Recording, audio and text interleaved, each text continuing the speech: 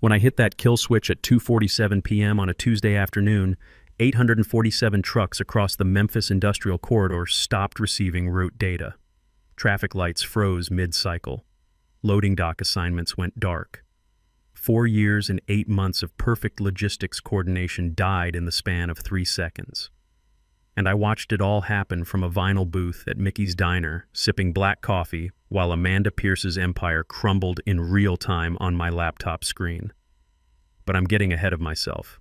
Let me back up.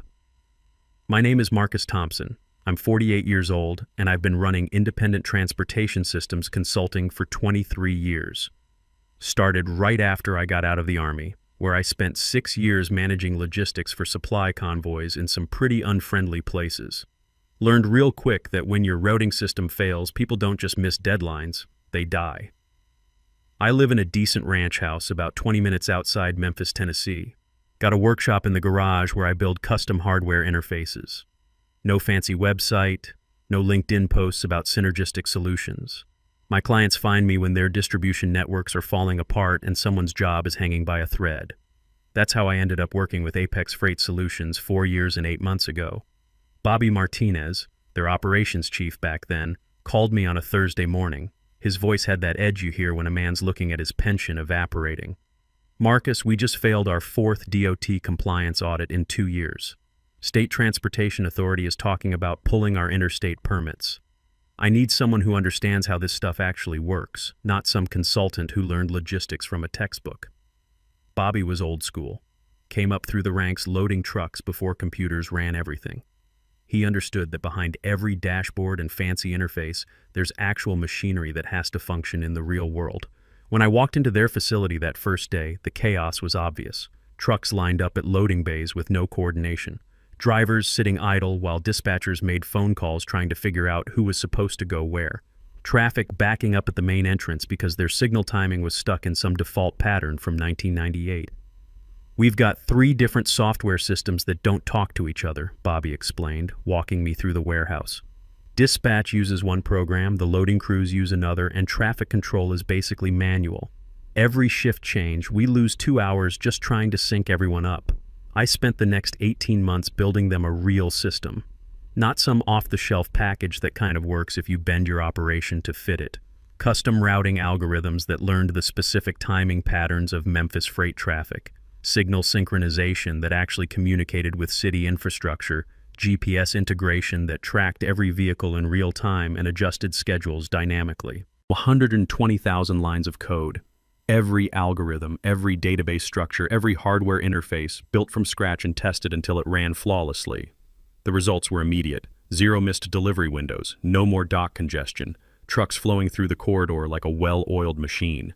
State auditors came through twice after implementation and couldn't find a single compliance issue. Bobby would send me emails with actual substance. Not corporate thank you notes, but detailed reports on efficiency improvements and cost savings. He understood what he was paying for, and more importantly, what he was getting.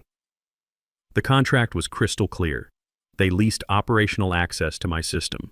I retained full ownership of all code, algorithms, and infrastructure. Bobby signed it without hesitation because he understood the difference between using something and owning it. For over 4 years, everything ran perfectly. Monthly payments arrived on time. The system performed exactly as designed. Bobby would call occasionally with questions about optimization or expansion possibilities, always respectful of the boundaries we'd established. Then Bobby retired. Amanda Pierce arrived 3 weeks later with her MBA from Northwestern and her leather portfolio that probably cost more than my monthly truck payment. Mid-30s, designer everything, and the kind of confident smile people wear when they think they've just inherited the keys to the kingdom. Her first email wasn't a greeting or an introduction. Subject line, Vendor Expense Optimization Review. The message was pure corporate speak about recurring expenditure analysis and third-party dependency evaluation. My invoice hadn't changed in over 4 years. Same amount, same schedule, same scope of work. But Amanda saw a line item on a budget sheet and immediately assumed there was waste to be cut. I replied politely, attaching the original contract and a brief summary of system performance metrics. Professional courtesy, nothing more. Her response came back within 2 hours. Need to schedule a comprehensive review of all external service agreements. Please prepare documentation for internal assessment of operational frameworks. Operational frameworks. That phrase told me everything I needed to know about Amanda Pierce. She was the kind of executive who thought complex technical infrastructure could be understood by reading bullet points on a PowerPoint slide. I started preparing, not documentation for her assessment, but the tools I'd need when this conversation went exactly where I knew it was heading. 3 days later, the email I'd been expecting arrived. Subject line, software package requirements. Amanda requested a complete copy of the system for internal evaluation and potential transition planning. That's when I knew for certain. She didn't want to review our service agreement. She wanted to steal my system. I drafted a response that was technically accurate and completely unhelpful, happy to provide everything included under your current lease agreement. Then I opened my laptop, navigated to the administrative console that controlled every aspect of their operation, and started building Amanda Pierce's education in the difference between access and ownership. The lesson was about to begin. The next morning brought another email from Amanda. Subject line, contract clarification request.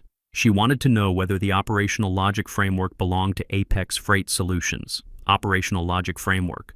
That's what she called 4 years and 8 months of custom-built routing algorithms, traffic synchronization protocols, and real-time optimization engines.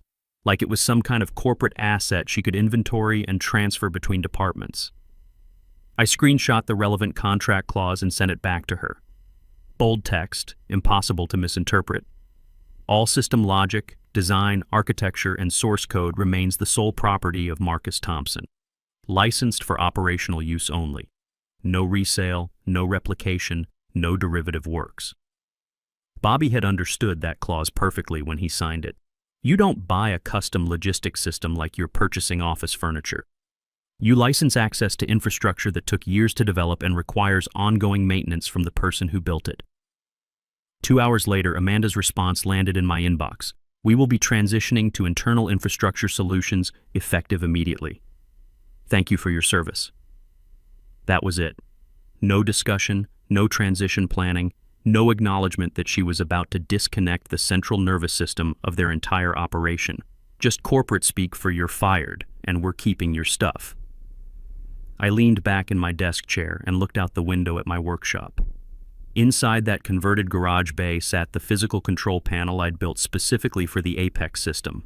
Custom hardware interface with dedicated switches for every major subsystem. Traffic control, dock assignment, route optimization, GPS tracking, all of it flowing through circuits I'd soldered by hand. Amanda Pierce had no idea that control panel existed. She thought the system was just software running on their computers. She was about to learn the difference between a user interface and actual infrastructure. 4 days after her termination email, a calendar invite appeared. Service transition discussion. Thursday, 2:00 p.m.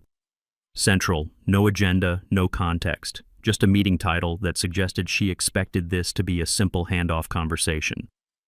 I joined the video call 5 minutes early. Clean button-down shirt, background showing my home office with my engineering license and Army commendation certificates visible on the wall. Professional appearance, nothing flashy. Amanda logged in 3 minutes late, settling into her chair with that satisfied expression executives get when they think they've solved a complex problem with simple cost-cutting.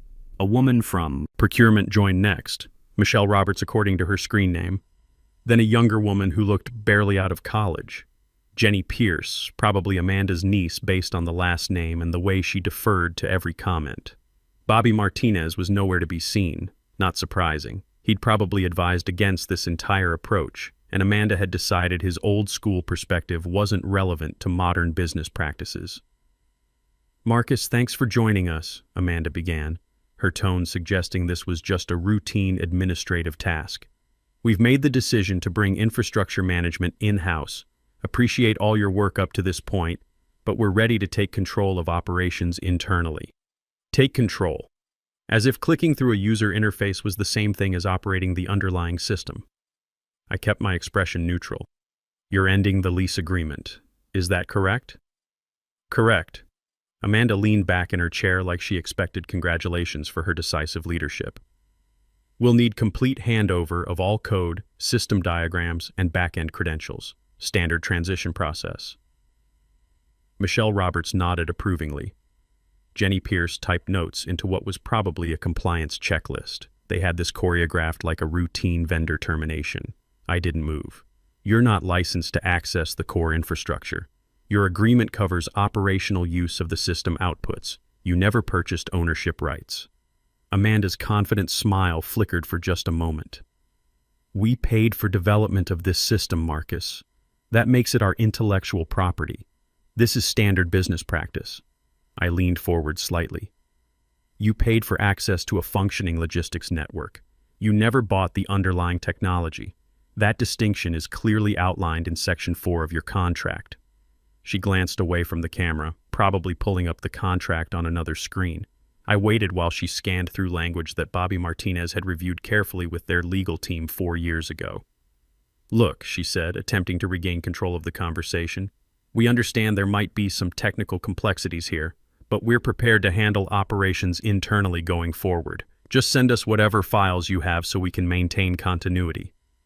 I'll provide everything you're legally entitled to receive, I replied. Nothing more. The silence stretched across the video call. Michelle Roberts looked uncomfortable. Jenny Pierce stopped typing. Amanda's jaw tightened as she realized this wasn't going to be the simple asset transfer she'd planned. That'll be fine, she said finally, trying to end the call quickly. We'll expect delivery by end of business tomorrow. I didn't respond immediately. Just sat there looking directly into the camera while she fumbled with her mouse, clearly wanting to disconnect before I could complicate her timeline further. The screen went black, and I closed my laptop. Amanda Pierce thought she understood technology because she could navigate software interfaces and read quarterly reports about system performance. She had no comprehension of the physical infrastructure, the custom hardware, the dedicated communication protocols, or the specialized knowledge required to keep it all functioning. She was about to get an education. I walked out to my workshop and powered up the control panel. Every indicator light showed green, traffic nodes synchronized, route calculations updating in real time, dock assignments flowing smoothly through the network, the Memphis freight corridor running exactly as I'd designed it to run. Then I started building Amanda's transition package, professional-looking documentation with clean diagrams and impressive technical terminology. User interface screenshots showing dashboard layouts and data visualization panels, everything polished and official-looking, and completely useless without access to the underlying control systems. I spent the rest of the afternoon creating the kind of deliverable Amanda expected to receive. Visual materials that would make her think she'd gotten exactly what she needed to run the operation independently. Interface mock-ups with animated displays, system diagrams that showed the logical flow of operations, all of it disconnected from the actual infrastructure. By 6 p.m., I had a professional-looking package ready for delivery. I attached it to an email with a single line of explanation. System interface documentation provided per contract termination. No back-end access included. I hit send and watched the message disappear into corporate email systems where Amanda Pierce would soon discover the difference between owning a steering wheel and owning the engine. Then I walked back out to my workshop, sat down at the control panel, and placed my hand on the master power switch. The real lesson was about to begin. The next morning, I drove to Mickey's Diner like it was any other Tuesday. Ordered my usual black coffee, no cream, no sugar, and settled into the corner booth where I could see the parking lot through the window. The waitress, Nicole, had been serving me the same order for 3 years. She nodded, poured the coffee, and left me alone with my laptop.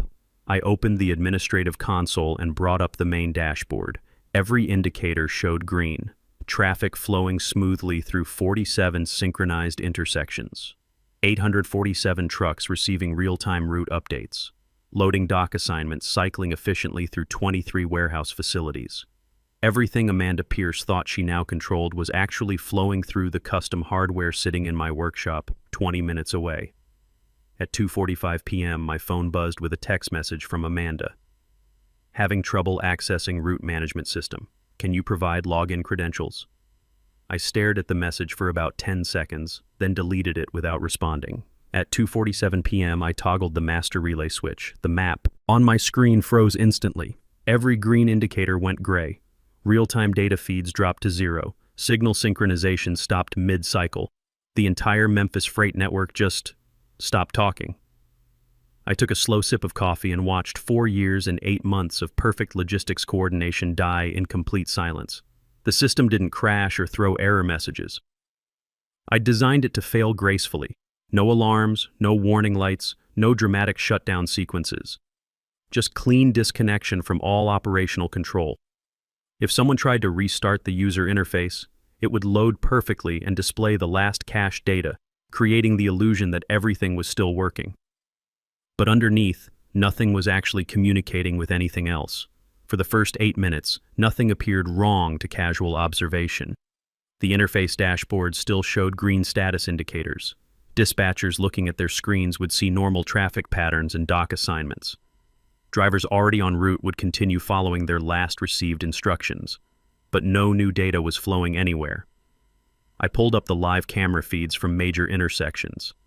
At 2:55 p.m., I watched a delivery truck sit at a red light that should have changed to green 30 seconds earlier. The signal timing protocol was frozen, unable to adjust for real-time traffic conditions. At 3:02 p.m., 2 trucks arrived simultaneously at the same loading dock. According to their onboard systems, both had valid assignments for Bay 7 at the Western Distribution Center.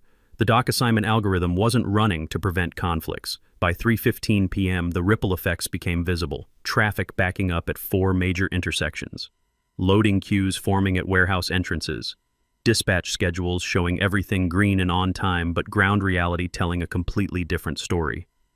I refreshed my email inbox. Nothing yet. They were probably still trying to figure out why the route management system wasn't responding to login attempts. At 3:22 p.m., the first confused email arrived. Subject line, quick question, data sync issue. Hi Marcus, getting some weird delays on dock queue updates. Can you take a look when you have a chance? Thanks, Kevin Walsh. Kevin was one of their operations supervisors. Good guy, former military like me. He'd understand what was happening once he figured it out, but right now, he was just seeing symptoms. I didn't respond. By 3:35 p.m., the emails were arriving every few minutes. Route data not updating, signal timing problems at North Gate, multiple trucks assigned to same bay, still polite, still assuming this was some kind of technical glitch that could be resolved with a quick phone call. At 3:41 p.m., my phone started ringing. Unknown Memphis number. I let it go to voicemail. Then another call from a different number. Then a third. The panic was beginning.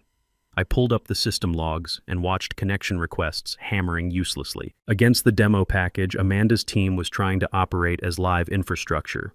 Hundreds of failed handshake attempts. Every request bouncing back empty because there was no actual system behind the interface. They were trying to drive a car using only a photograph of the dashboard. By 4:00 p.m., the situation had deteriorated significantly. Traffic gridlock at 6 major choke points. Loading dock conflicts at 11 different facilities. Delivery schedules falling behind by an average of 47 minutes across the network.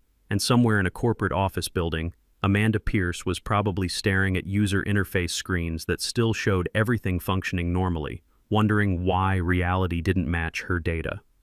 At 4:08 p.m., an email arrived with red priority flags. Subject line, urgent, system failure, critical, multiple operational conflicts, no response from routing controls, dock assignments completely out of sync, need immediate support. This is affecting our compliance status. Please respond ASAP. Michelle Roberts. The corporate politeness was cracking. They were starting to understand that this wasn't a minor glitch. I closed the email without reading the rest and checked the financial impact calculator I'd built into my monitoring tools. Conservative estimate, $180,000 in daily losses from delayed deliveries, missed schedules, and compliance violations. Real number was probably higher once you factored in customer satisfaction and contractual penalties. My phone buzzed with a text from Amanda. Emergency situation. Call immediately. I deleted the message. At 4:23 p.m., the phone rang again. This time the caller ID showed Apex Freight, Legal Department. I declined the call and watched it go to voicemail. Then another call from a blocked number. Declined. By 4:30 p.m., I had 47 missed calls and 23 unread voicemails. The Memphis Freight Corridor was experiencing what the military would call a cascading systems failure. Nothing was coordinating with anything else. Drivers were making navigation decisions based on stale data. Dispatchers were issuing conflicting instructions. Warehouse managers were trying to manually assign dock space while their computers insisted everything was running smoothly. I opened a new document on my laptop and started typing. Emergency System Restoration Proposal. Terms. Payment due via wire transfer before reactivation. Rate. 2.5x standard monthly fee for immediate restoration service. Duration. 72-hour emergency window. Conditions. Full acknowledgement of service terms and intellectual property ownership. I attached the document to an email addressed to Amanda Pierce, legal counsel, and the operations director. Subject line, emergency restoration services available. Then I hit send and ordered another cup of coffee. The education phase was complete. Now came the negotiation. At 4:47 p.m., the calendar invite arrived. Emergency conference call, 5 p.m. Central, immediate response, required. No polite language this time, no corporate pleasantries, just panic in all caps. I joined the call at 4:58 p.m. Professional appearance, calm demeanor, sitting in my home office with my engineering certificates visible in the background. The screen filled with stressed executives in various stages of crisis management. Henry Coleman, some kind of VP, joined first.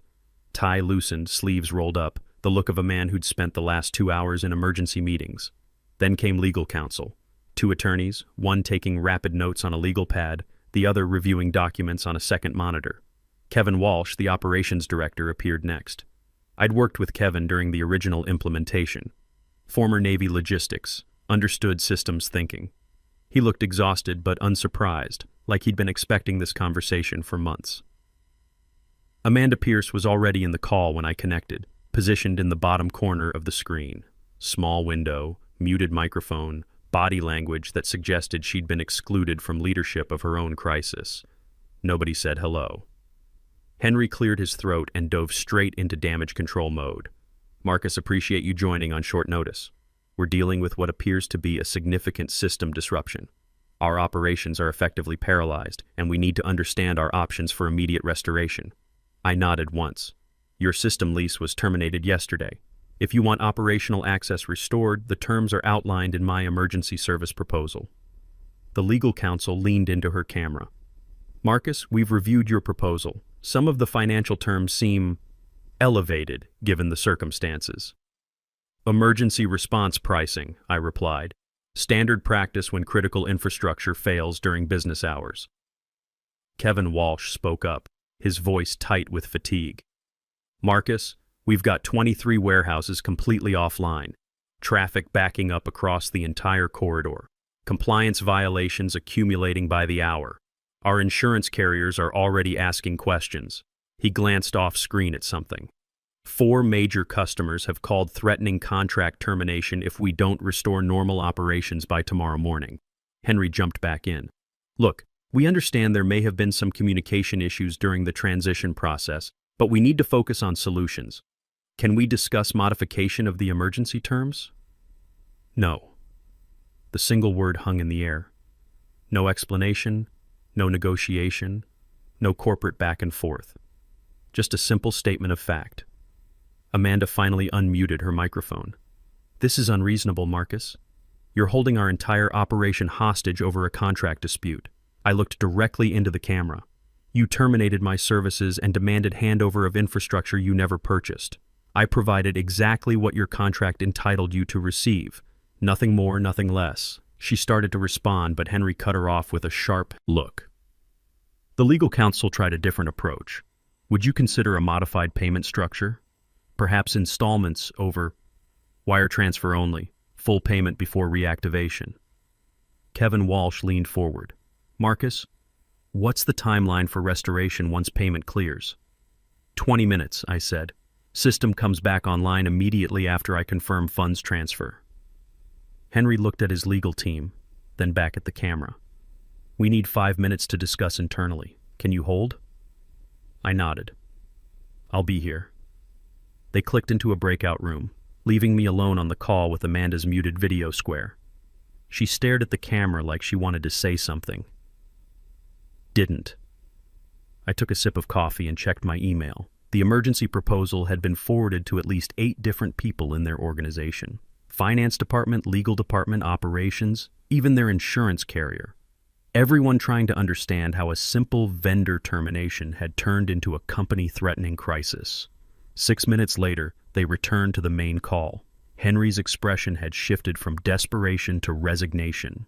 Legal is initiating the wire transfer now. Should complete within 30 minutes. Let me know when it hits my account, I said. 22 minutes later, my banking app chimed with an incoming transfer notification. Payment confirmed, amount correct, no complications. I walked out to my workshop, sat down at the control panel, and flipped the master relay switch back to active.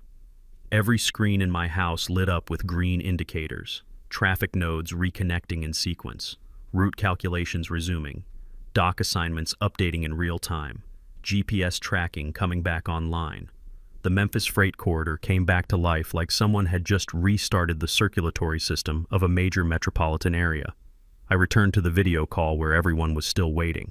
System is operational, I announced. All services restored. Henry nodded. We appreciate the rapid response. I said evenly, I didn't do this rapidly. I did this according to the terms you agreed to. Nobody responded. Amanda's camera was still on, but she hadn't said a word since her hostage comment. I left the call without ceremony. For the next 48 hours, I monitored system performance from my kitchen table. Everything ran flawlessly. Traffic synchronized perfectly. No dock conflicts, no compliance issues, no missed delivery windows, and no communication from Apex Freight Solutions. No emails, no phone calls, no requests for system modifications. They'd learned to stay quiet. On Friday morning, a new email arrived from a different sender. Strategic Partnership Discussion, New Terms Proposal. From someone named Patricia Wells, VP of Corporate Strategy. Someone brought in specifically to handle the aftermath without mentioning Amanda Pierce's name anywhere in the correspondence. The offer was substantial.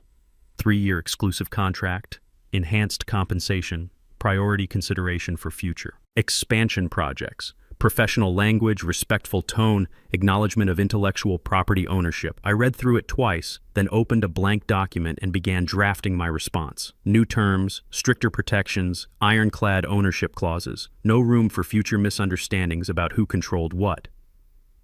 2 weeks later, the signed contract arrived in my inbox. Every clause exactly as I'd written it.